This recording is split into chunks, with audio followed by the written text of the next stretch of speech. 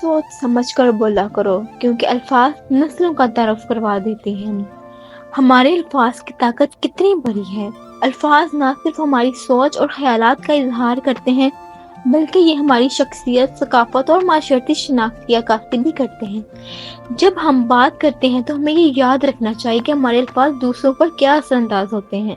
ये मस्बत अल्फाज की जिंदगी में खुशी का सबब बन सकता है, जबकि एक मनफी लफ्ज किसी की जिंदगी में दर्द और गम का बाइस बन सकता है।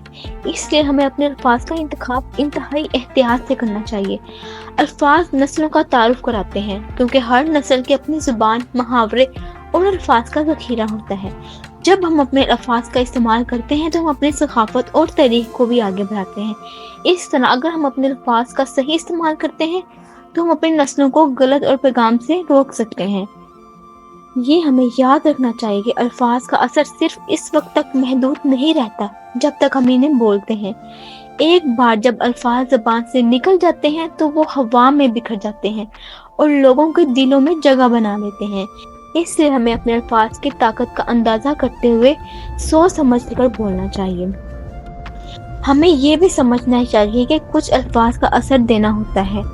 एक अच्छा लफ्ज़, एक मुस्बत पैगाम कई नस्लों तक जिंदा रह सकता है, जबकि एक बुरा लफ्ज़ या मनफी पैगाम भी लोगों की जिंदगियों पर गहरा असर डाल सकता है।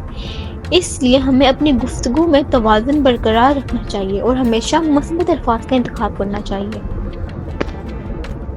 अल्फाज की ताकतें कभी भी कदम नहीं समझे। जब हम बोलते हैं वो हमारे ख्यालात, एहसासात और हमारी शिकनात की अक्कासी करता है।